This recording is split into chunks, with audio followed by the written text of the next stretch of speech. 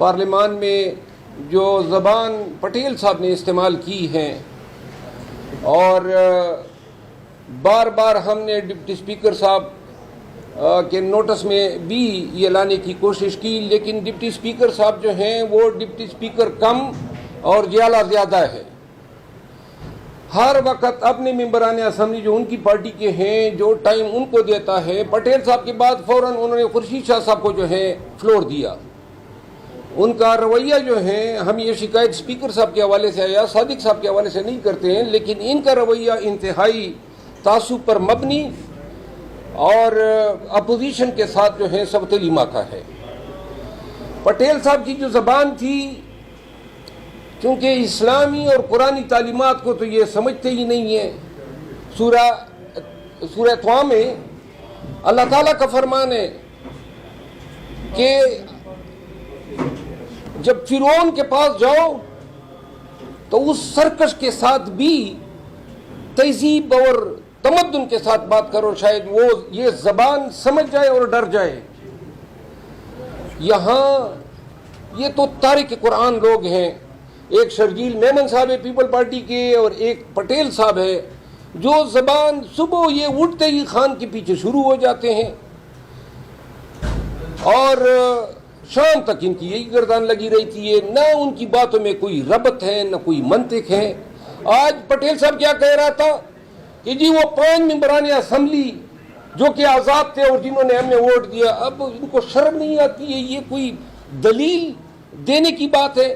آپ نے ممبران اسمبلی ہمارے اربوں پہ خریدے، اپنے ساتھ بٹھایا، اور اب یعنی ایوان میں آپ کہہ بھی رہے ہیں کہ وہ ضمیر کی آواز پہ گئے۔ پٹیل صاحب ماضی میں آپ کی پارٹی کے بھی لوگ فلور کراسنگ کر چکے ہیں، آپ کی حکومتوں کو گرائے ہیں، کیا وہ بھی ضمیر کی آواز تھی؟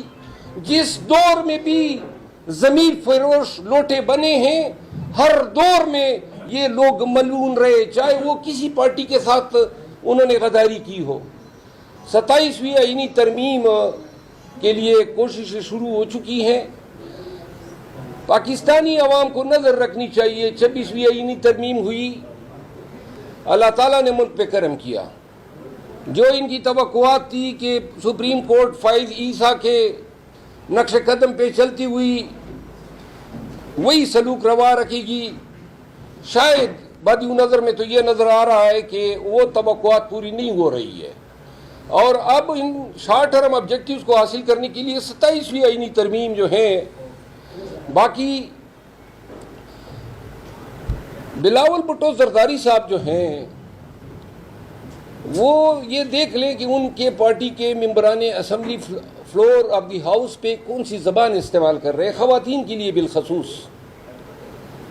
اور ہماری خواتین بہنیں چاہے کسی پارٹی سے ہو، وہ اسمبلی میں بیٹھی تھی، ان کی موجودگی میں انتہائی ناروا، ناگوار اور لحاظ سے گری ہوئی زبان انہوں نے استعمال کی خواتین کے لیے، بالخصوص پاکستان تحریک انصاف کی خواتین کے لیے۔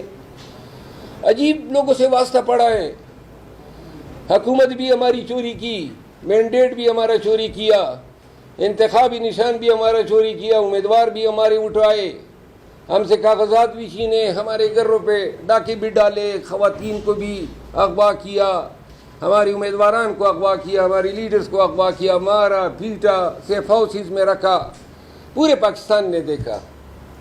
اوپر سے اسمبلی میں جب بولتے بھی ہیں تو شرم تو اتنی بھی نہیں ہے کہ کنڈیم ہی کرو، یہ بھی پاکستانی تھے جتنے بھی، اور جن کے ساتھ ابھی تک سلوک روا رکھا گیا ہے۔